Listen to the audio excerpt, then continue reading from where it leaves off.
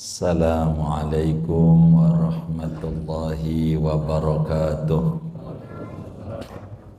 Bismillahirrahmanirrahim. Saudara-saudara sekalian, nanti kita di akhirat itu akan kumpul di padang mahsyar. Allah subhanahu wa ta'ala berfirman pada surat Yasin, "Falyawma la tudlamu nafsun syai'a wa la tujzauna illa ma kuntum ta'malun." Pada hari ini, hari kiamat, tidak ada satu jiwa pun yang dizalimi barang sedikit pun, dan kalian tidak akan dibalas melainkan apa-apa yang dulunya dikerjakan di dunia. Di akhirat, di padang mahsyar itu, saudara, mataharinya tinggi beberapa meter dari kepala kita. Sementara kita nggak pakai sepatu, nggak pakai sendal. Bisa dibayangin panasnya kayak apa. Namun kata Tuhan musannif kita, ada 7 golongan yang mana di akhirat tidak akan kepanasan meski matahari tingginya 1 meter daripada kepala kita.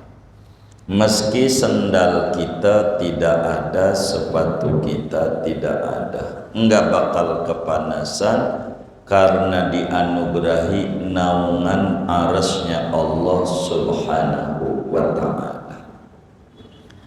Dalam hadis yang sahih, Imam Muslim riwayatkan dalam Sahih Muslimnya, pun juga Imam Bukhari di dalam Sahih Bukharinya dari sahabat Nabi Abu Hurairah radhiyallahu ta'ala an, kata Abu Hurairah, qala Rasulullah sallallahu alaihi wasallam, sab'atun yudilluhumullahu fi dhillihi yawma la dhilla illa dhilluh. Kata Nabi, ada 7 golongan Allah naungin mereka pada naungan arasnya Allah pada hari di mana tidak ada naungan kecuali naungan Allah. Inilah 7 golongan ini yang gak bakal ngalamin panas, ngalamin stres. Di akhirat nanti ada 7 golongannya, kata Nabi. Mana yang pertama? Al-hukam al-adilu. Pertama, penguasa yang adil, pemimpin yang adil. Begitu, pemimpin yang adil itu enggak bakal kepanasan. Begitu. Dulu ada pemimpin Islam hebat, namanya Umar bin Khattab radhiyallahu anhu. Sayyidina Umar ini pemimpin hebat, bukan saja muslim yang mengakui, orang non-muslim, orientalis, orang-orang barat memuji kepemimpinan Umar bin Khattab. Adilnya luar biasa, 10 tahun lebih menjadi penguasa. Umar 2 periode 10 tahun. Sayyidina Umar jadi khalifah, bukan pemimpin di negara tapi pemimpin dunia. Ketika detik-detik terakhir Umar bin Khattab jadi khalifah, udah senja usianya, Maka para sahabat termasuk Sayyidina Utsman bin Affan dan lainnya menyodorkan kepada Sayyidina Umar orang hebat, muftil Madinah, rajanya tukang fatwa di Madinah, alimnya luar biasa, luar biasa.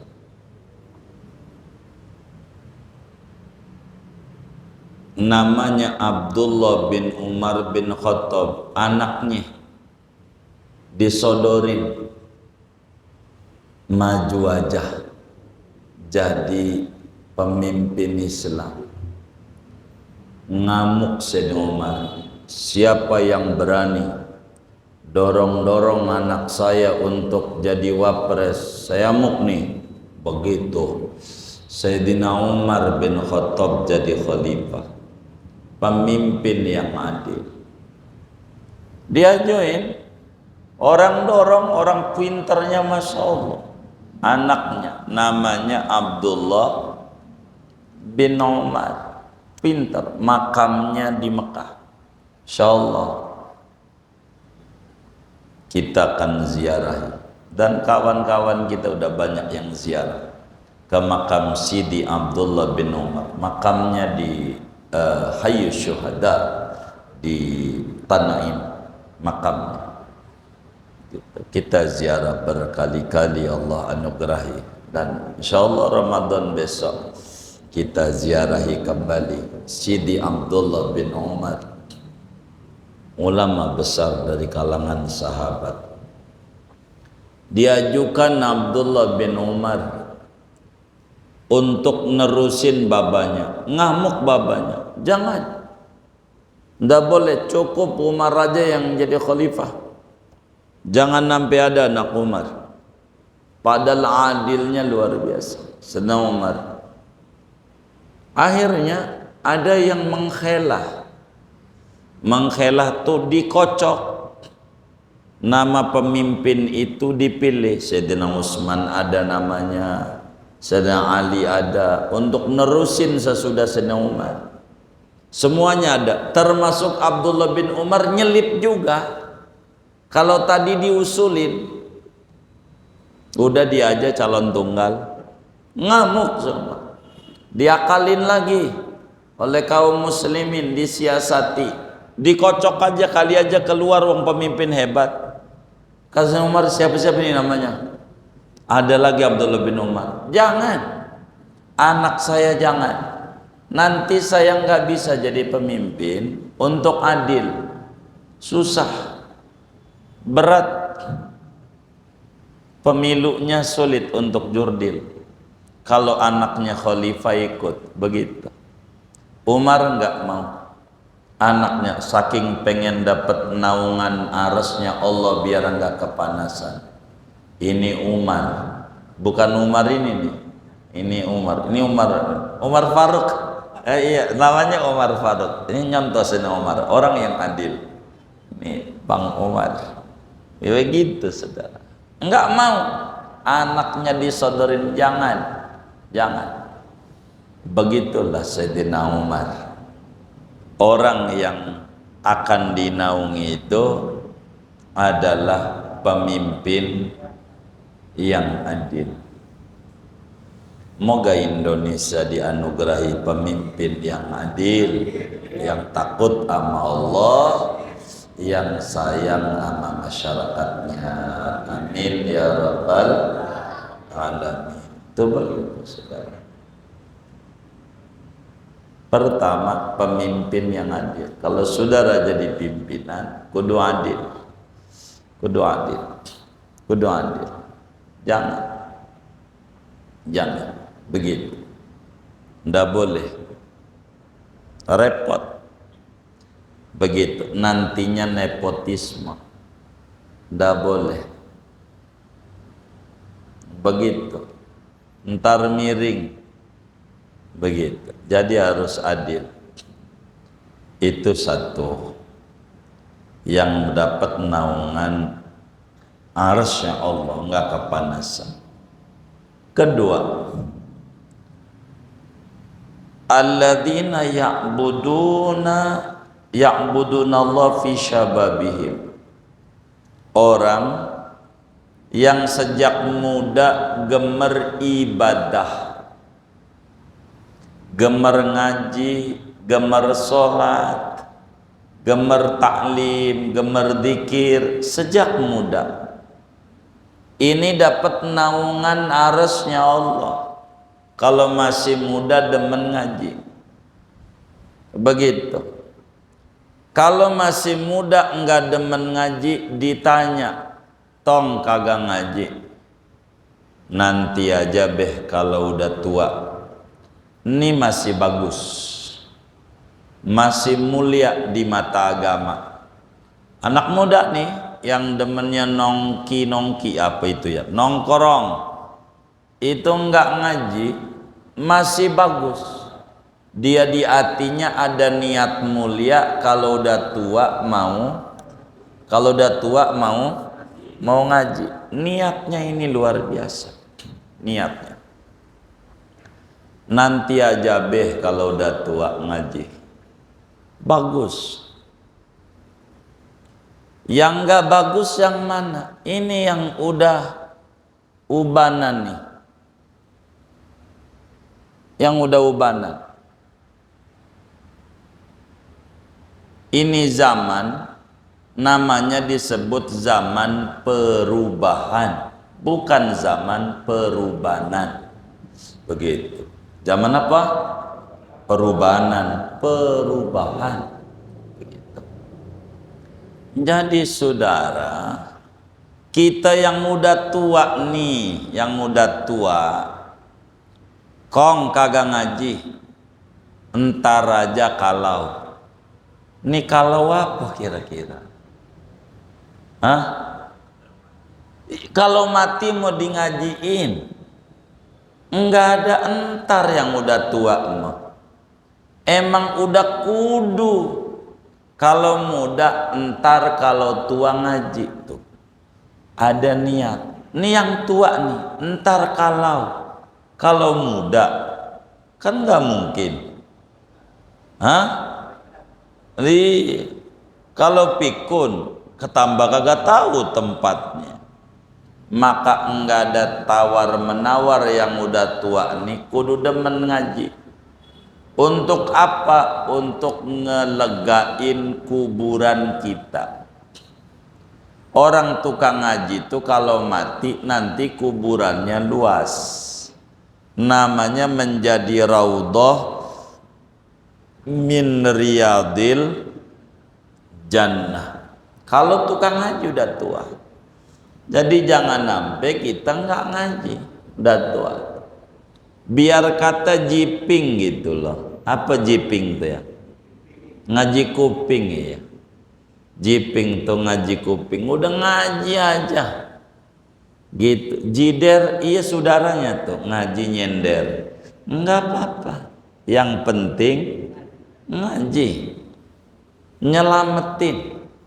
Ngaji itu manfaatnya besar, nyelamatin. Udah ngeganti kita punya kaki melangkah yang kagak-kagak, ngegantiin yang dulu-dulu. Udah ngaji aja, ngaji begitu bagus. Ngaji itu bagus. Biar kata niat kita nggak lurus, masih bagus ngaji itu. Nanti ketarik sama yang lurus. Sebab humul qaumu la yashqa bihim jalisuhum. Itu perkumpulan yang tidak bernasib sial orang yang kumpul duduk di situ. Laksana kita rambutan busuk kumpul di peti bareng-bareng dengan rambutan bagus. Kira-kira harganya sama enggak? Kenapa sama? Borongan. Karena kumpul di situ yang busuk juga bernilai bagus. Itu pentingnya ngaji. Enggak apa-apa. ngaji aja, ngaji aja. Cuman kalau ngaji tuh udah tua ngaji, kuncinya satu, kudu sabar, kudu sabar. Dan sabarnya ini bukan tingkat ecek-ecek, tapi tingkat dewa. Apa itu dewa tuh ya?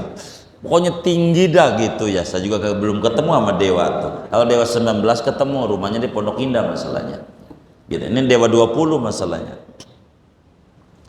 Itu begitu. Kudu sabar. Kata kiainya kalau pulang ke rumah tuh biar bekah ucapin salam. Gitu. Ucapin salam setiap masuk ke rumah, kaki kanan ketok, kaki kanan salam. Itu kiai ajarin, diamalin nama dia. Assalamualaikum, tok. Bangsat doang lu bang ngagetin, dikata bangsat. Ya karena emang nggak pernah tadinya nih ngamalin, dikata bangsat. Sabar, ngagetin aja, gua kira siapa begitu. Alhamdulillah pas ngaji cakep, begitu mestinya. Kagak. Itulah yang kita kudu sabar.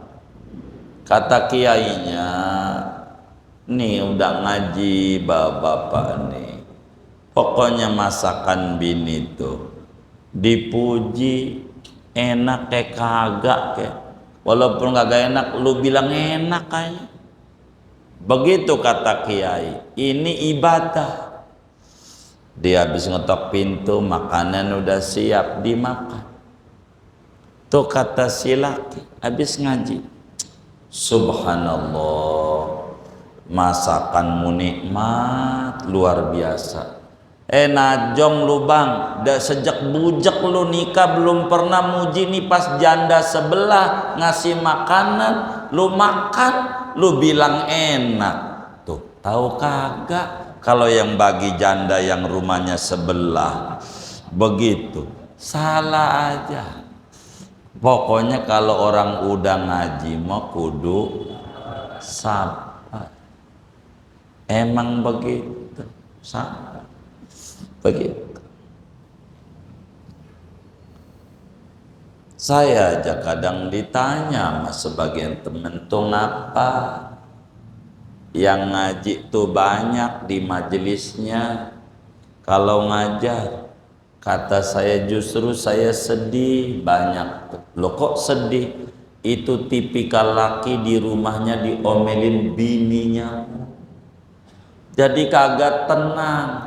Kecuali tenangnya di majelis taklim, makanya ngantuk. Begitu saudara, begitu. Kudus. Kedua, yang dapetin naungan Allah di akhirat masih muda, demen ibadah. Tiga, alladzina yulazimunal masajid, orang yang hatinya demen nama masjid, demen. Jadi kalau ketemu dohor, ya Allah kapan asar ini, saya pengen sholat lagi, beri saya panjang umur biar ngalamin sholat asar. Udah ketemu asar, alhamdulillah, ya Allah kau beri saya umur panjang ngalamin ibadah asar. Udah selesai ngomong lagi, ya Allah beri saya umur biar ngalamin maghrib. Begitu. Kalau udah sholat maghrib, ya Rabb beri saya izin untuk saya ngalamin sholat isya. Begitu mulut. Ini orang nanti di akhirat kagak kepanasan, hatinya demen nama masjid, demen. Enggak kayak kita dengar adzan isya aja astagfirullah, Udah Isya aja ya, mana baru buka puasa nih. Dengeran Isya. Ngopi belum, ngerokok belum, udah Isya aja. Istighfar. Mana orang yang kayak begitu ngaji lagi malam ini. Begitu saudara. Ini orang yang hatinya gemer sama masjid, nantinya enggak kepanasan. Wa rajulun qalbuhu mu'allaqun bil masjid. Orang yang hatinya pengen ke masjid ibadah, itu yang kayak begitu saudara, enggak bakal kepanasan. Pengen ke masjid. Begitu. Keempat, al-mutahabbuna fillah. Keempat, orang yang saling cinta mencintai karena Allah. Dia saudara bukan, kakeknya juga enggak satu, hanya ketemu saja di majelis, tapi udah kayak saudara, saling mencintai, saling dukung mendukung. Kalau baik dia angkat kebaikan, kalau buruk dia tutup rapat-rapat. Ini orang yang saling cinta mencintai karena Allah, karena kebaikan, bukan karena nafsu, karena kebaikan. Cinta karena agama, peduli karena agama, karena Allah. Yang kayak begini nih nanti di akhirat akan tidak kepanasan. Kumpul karena Allah, berpisah pun juga karena Allah, bukan karena kepentingan. Nah ini politiknya beda sama kita, gue gedek sama dia, enggak, karena Allah. Itu mah politik dunia dah. Ini urusan akhirat. Kalau temennya mabok enggak didiemin, jangan begitulah, enggak benar. Ini namanya cinta karena Allah. Perhatian, itu begitu. Dinasihati temannya salah, kalau dinasihati enggak nurut, ya sudah. Karena kita tugasnya menasihati saja, bukan memaksa. Urusan dia. Itu kayak ini. Nanti orang yang kayak begini nih, nanti enggak bakalan kepanasan. Yang kelima,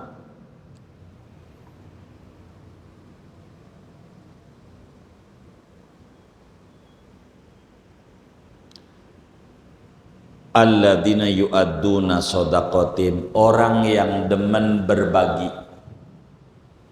Demen berbagi. Orang yang demen berbagi itu enggak kepanasan. Sebab nanti sodakohnya bakalan jadi payung yang nutupin dia. Jadi kalaulah ada kotak amal Jumat lewat, jangan pura-pura merem. Kan ada yang pura-pura merem ya, udah lewat baru melek. Jangan, biar kata 1000 perak isi. Maka ama kiai-kiai itu kalau sholat Jumat yang bagus pakai koko, kata kiai. Kantongnya berapa ya? Koko 3 ya, 3, banyak kantong. Isi tuh, isi, begitu isi. Ada kotak amal. Nggak mampu 1000 gope nggak apa-apa. Cuman kalau gope ada adabnya. Karena kotak amal nih kalau jalan kadang kayak jalan tol menuju Serpong, cepet. Begitu. Jadi kalau duit tuh gope dibungkus pakai koran pos kota, bungkus. Jangan sampai waktu ditaruh tuh di kaleng bunyi pelentang aja. Yang lagi tidur nih kaget, sianat. Jadi ditutup. Begitu. Biar jangan bunyi pelentang tuh bikin kaget orang lagi tidur, sianat. Gitu, isi. Biar gope nggak apa-apa. Jangan sampai kagak. Sebab orang yang rajin sodakoh kelak di akhirat akan dinaungi oleh arasnya Allah sehingga enggak ngalamin kepanasan. Sedekah. Sekarang ini alhamdulillah saudara, banyak orang yang demen sedekah. Kadang bagi sembako, dianterin ke rumah-rumah, nggak minta dikasih. Sekarang minyak nggak beli, bini nggak beli. Apanya? Oh zaman, iya zamannya iya. Jadi orang pada gemar sedekah. Ini apa bang? Saya sedekah. Oh, iya bagus. Sedekah mau diambil. Nyogok bukan sedekah. Oh iya dah sedekah ambil. Begitu. Jadi begitu. Jadi kalau orang datang bawa itu Indomie, tanya, ini nyogok bukan sedekah? Iya baik. Bawa sedekah nggak apa-apa. Gitu. Ganjaran sedekah. Gitu. Bawain Indomie, bawain ini. Orang sedekah. Nyantuni biarin aja begitu. Yang tadinya nggak gemar sedekah pengen sedekah begitu. Sekarang nih nggak tahu kalau udah lewat 14 Februari mah begitu. Itu begitu. Udah berapa tuh ya? 5, 6. Karena adalah orang yang diajak oleh perempuan cantik. Udah lo sama gua aja begitu, pokoknya gua beliin pulsa, sorry gua mau ngaji. Begitu kita, begitu ditolak. Gratis buat ente kan orang pengajian, free begitu. Jangan itu, kalau dia diturutin waduh bahaya. Itu bahaya. Orang diajak oleh perempuan cantik untuk kencan, ditolak, sorry gua takut Allah. Yang kayak begini nih nanti enggak bakalan kepanasan.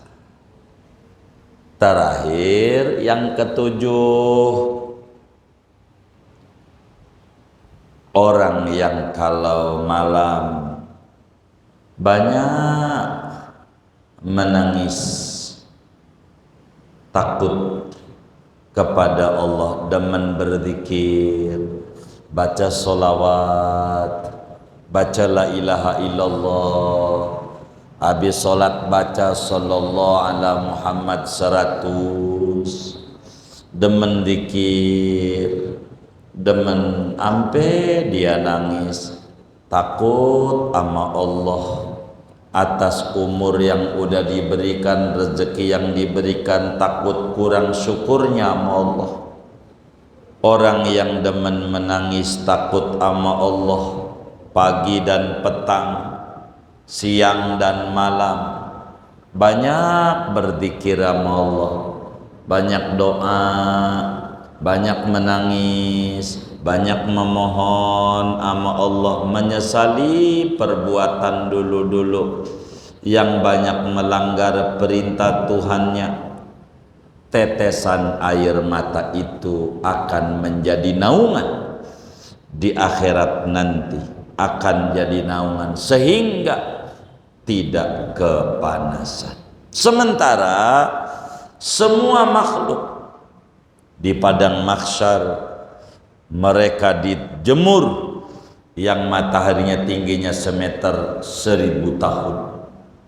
Panasnya kayak apa? Pikirin 7 golongan ini yang Allah kasih selamat.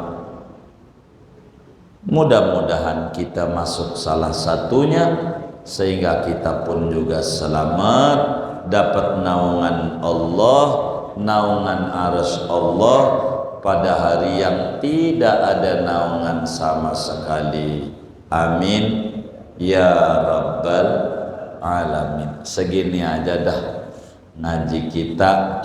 Ada yang ditanya mungkin dari materi ini, atau di luarnya sebelum doa dipersilahkan. Wallahu a'lam.